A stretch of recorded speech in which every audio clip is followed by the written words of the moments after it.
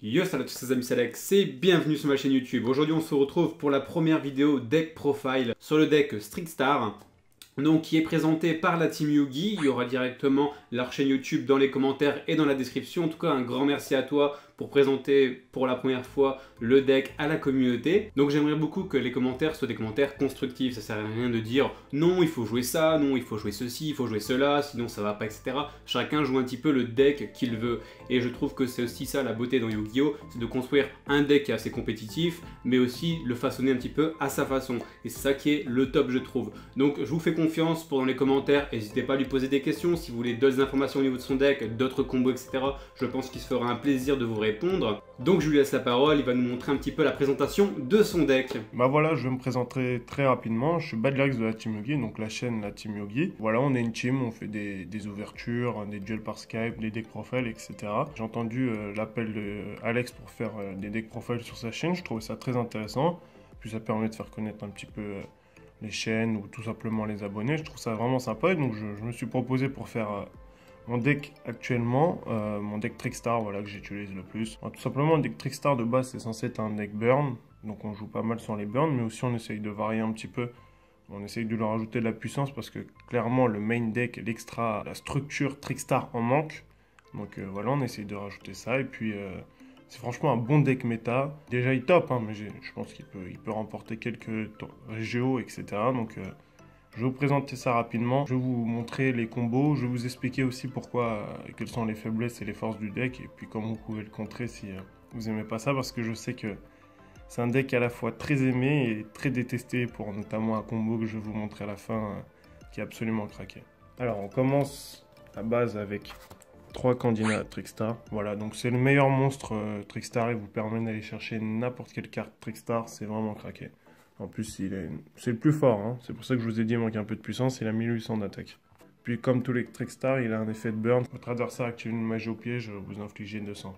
Deuxième, 3 Lycoris. Elle est vraiment craquée puisqu'elle a 2 effets. Vous permet de cibler un monstre Trickstar, invoquer spécialement cette carte et renvoyer le monstre à la main. Donc vous pouvez carrément, si vous avez 3 en main, utiliser les 3 puisque ce sont des effets rapides. Vous pouvez les utiliser quand vous voulez. Vous pouvez cibler qu'un seul monstre et invoquer les 3, ça c'est vraiment déjà craqué. Et en plus de ça, il y a son effet de burn qui est vraiment fort, c'est-à-dire qu'à chaque fois que votre adversaire ajoute une carte depuis son deck à sa main, il inflige 200. Donc en plus de ça, vous combinez avec la carte de terrain, vous infligez 400 à chaque fois qu'il pioche, plus d'autres cartes qui permettent de piocher, c'est vraiment craqué.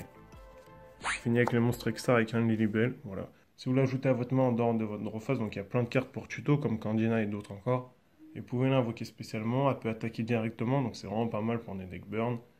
Et dès qu'elle inflige des dommages, vous permet de tutoriser un monstre Trickstar du cimetière, de l'ajouter à votre main. Voilà, pas à 2 parce que ça brique un peu.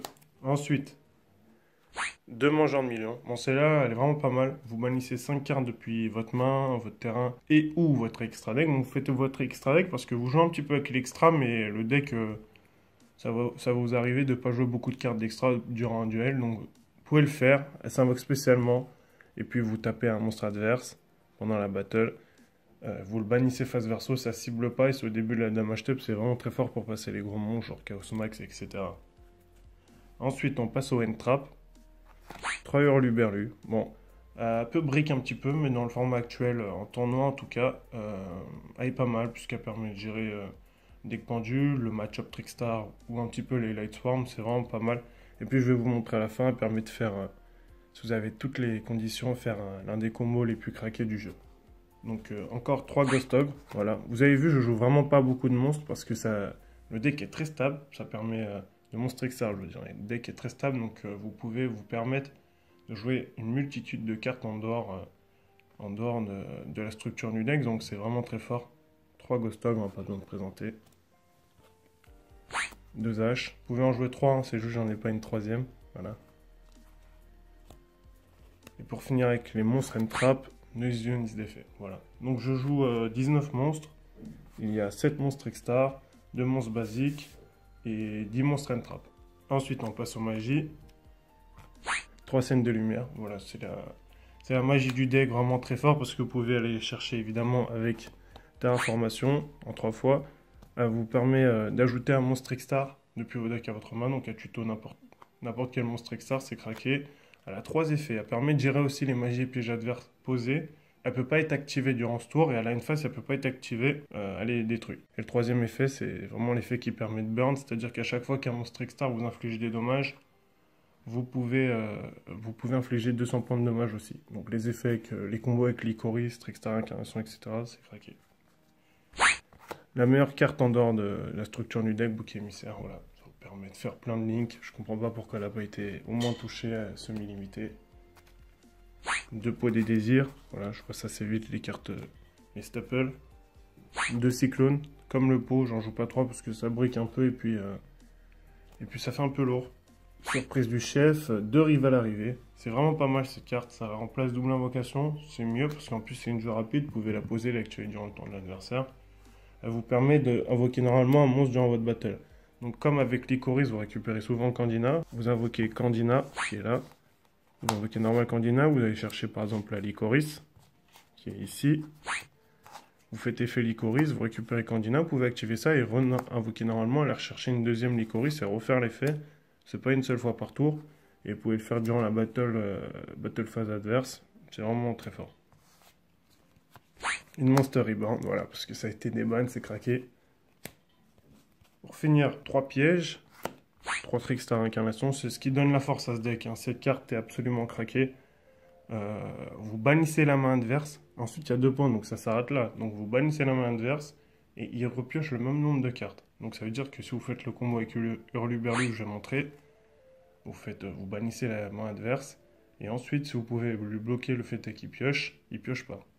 Deuxième effet qui est pas mal, vous pouvez la bannir du cimetière et invoquer spécialement Trickstar du cimetière. Et puis voilà, 2 forces égales. J'en ai pas trop encore et puis je trouve ça brique un peu. Vous pouvez vous les permettre de jouer en main deck. C'est la force de Trickstar. Voilà, on passe à l'extra très rapidement. Noli Angel avec deux monstres Trickstar. Vous invoquez un monstre dans une de ces zones, elle inflige des burns et elle gagne des montants d'attaque du burn qu'elle vous a infligé. 200 quoi. C'est vraiment pas mal. Ensuite, basique 3 Link Spider, puisque je jouais Bouc Émissaire. Un proxy.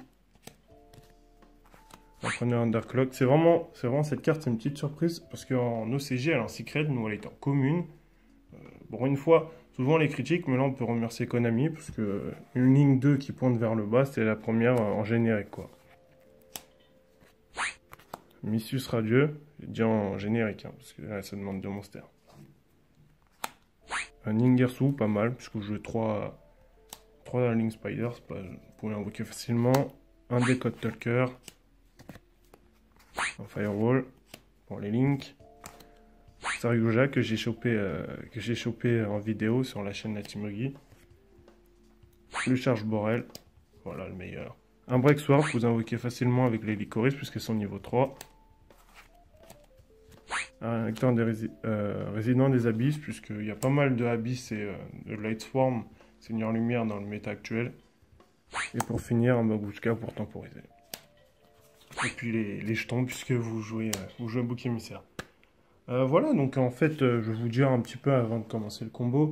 Ce deck est vraiment pas mal. Il permet de gérer les mains adverses avec Trickstar Incarnation. Vous pouvez bien le faire chier, puisque vous pouvez jouer une tonne d'entrap. C'est sa force. Vous jouez que 16 cartes Trickstar. 16 cartes Trickstar, le reste 24, vous jouez ce que vous voulez. Vous infligez des burns, donc c'est assez original comme type de jeu. Ses points faibles, c'est qu'il est excessivement sensible au N-Trap. Une hache ou un illusionniste d'effet sur Candina, souvent ça fait très très mal. Et puis il manque de puissance, puisque le plus grand monstre c'est la 1800 d'attaque. Je vais vous montrer pour finir le combo craqué. Alors, vous invoquez normalement une Candina. Vous allez pouvoir chercher une réincarnation. Donc celle-là, c'est celle que vous allez chercher. Vous en avez une autre en main. Vous posez les deux. C'est en tour 1, c'est-à-dire que l'adversaire n'a pas joué encore. Vous posez les deux. Il joue. Vous activez Trickstar Incarnation. Donc il va bannir toute sa main et piocher les 6 cartes. Et là, vous allez jouer en chaîne 1, Trickstar Incarnation, chaîne 2, Hurluberlu. Juste à la fin, quand il a pioché sa dernière carte, ce qui permet, comme il a déjà ajouté des cartes à sa main et que vous chaînez Trickstar Incarnation, Hurluberlu, il va donc bannir toute sa main sans repiocher de carte. Si ce combo passe, parce qu'on peut le contrer avec H, etc., si ce combo passe, vous avez 90% de chance de gagner le duel sans que l'adversaire ait posé quoi que ce soit. Voilà, donc c'est craqué. Donc voilà, donc j'ai fait un peu le tour, il y a d'autres choses, etc.